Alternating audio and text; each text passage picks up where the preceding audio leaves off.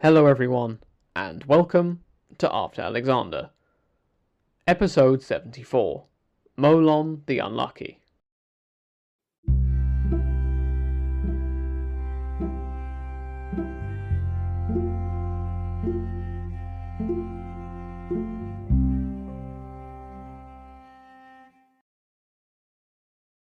Last time, we saw Antiochus III travel with his royal army into the east.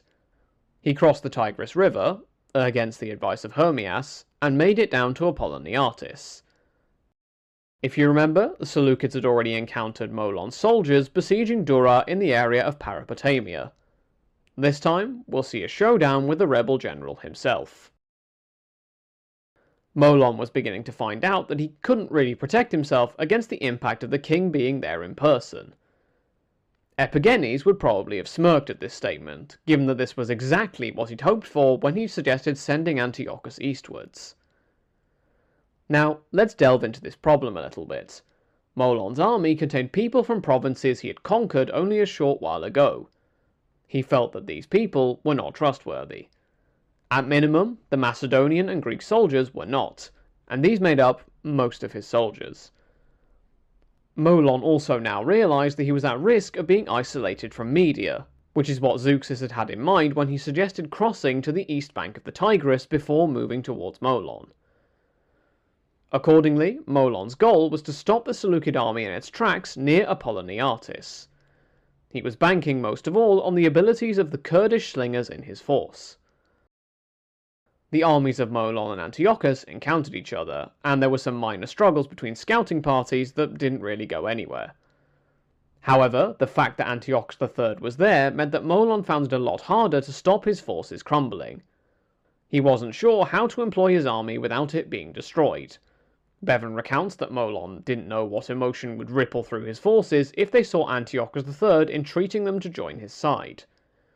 Again, I can imagine Epigenes smirking from the afterlife and telling Hermias that he told him so. Anyway, Molon decided on a night attack. However, something happened that shook him. While he and a hand-picked group were travelling towards the Seleucid camp, 10 soldiers peeled off and essentially defected. This spooked him, and he then travelled back to his camp in defeat, arriving back at dawn. On this same day, the two armies met.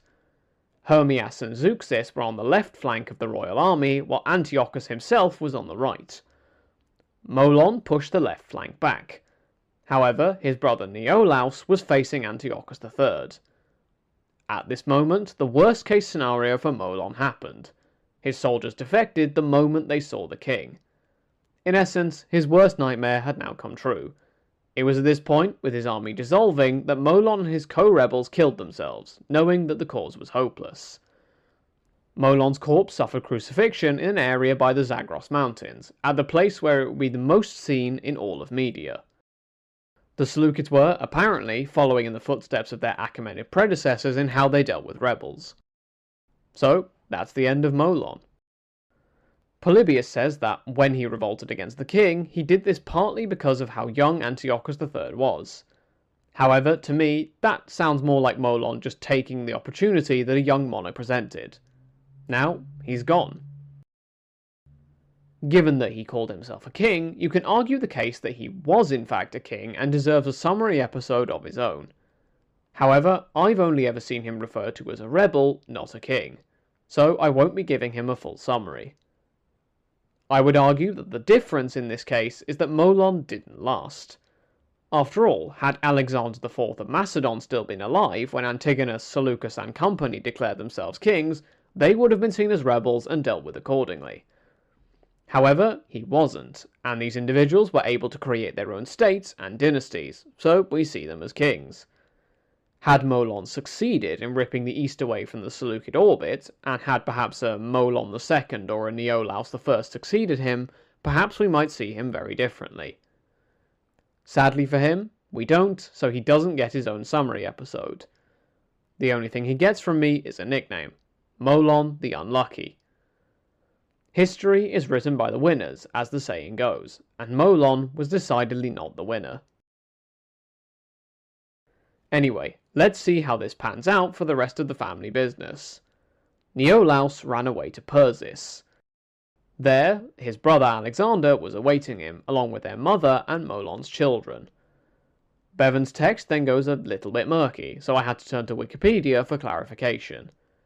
Neolaus, unnamed in the text, murdered Molon's children and their mother.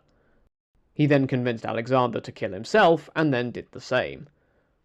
This satisfies what Bevan says about Neolaus accelerating the fall of the family. The entire Molonid dynasty is now gone. Antiochus, for his part, now had to deal with the remnants of the rebellion. He chastised Molon's men, but allowed them to return to the fold. The soldiers were returned to Media, under the watchful eye of hand-picked commanders who would keep an eye on the satrapy. Antiochus moved his court to Seleucia, and I think this refers to Seleucia on the Tigris. This makes sense. After all, as we saw when Babylon rebelled, it's helpful to keep an eye on a restless province, and Seleucia on the Tigris would be much nearer than places like Antioch would be to the heart of the problem. Bevan says that, at this point, Antiochus's character becomes more easy to separate from that of Hermias. The minister wanted to be merciless, having turned his bloodthirsty attention to Seleucia. Now, Seleucia was a city which had only sided with Molon because of his larger forces, and now Hermias indulged in a spree of murder, financial punishment, and banishment. Antiochus, however, was not like this.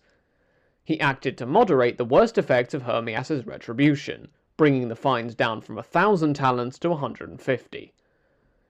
He also moved Diogenes to Media, in recognition of all he had done to protect the city of Susa. A man called Apollodorus took over in Susiana, and Pythiades was replaced by Tychon in the Red Sea area.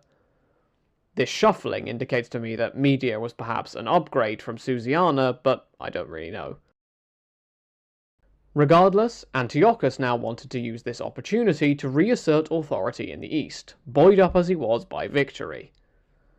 Specifically, he wanted to initially turn his might against Artabazanes, ruler over Lesser Media. At first, Hermias balked at the idea of the king fighting in the east himself, and wanted to distract the king with the prospect of fighting in Hollow Syria against Ptolemy IV. Not that I'm sure why this would particularly be any safer. However, something happened which changed everything. News arrived that, in Syria, Laodike III had given birth to a son. This boy was named Antiochus, after his father.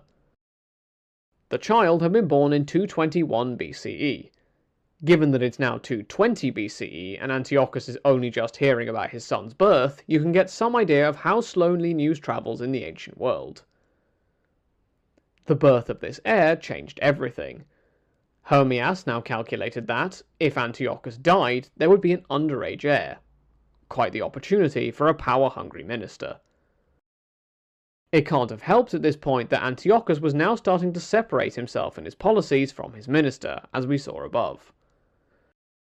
Hermias now began pushing for an attack on the east, because it would make this new avenue of political dominance more possible. Polybius, our ancient historian, confirms this scheming.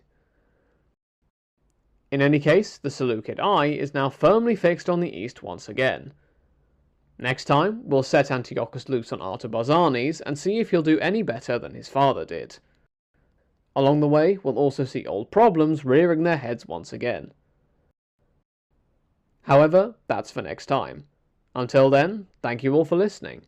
Feel free to get in touch at the show's email address for any questions, comments, or topic suggestions for future episodes. Until next time, have a great week, everyone.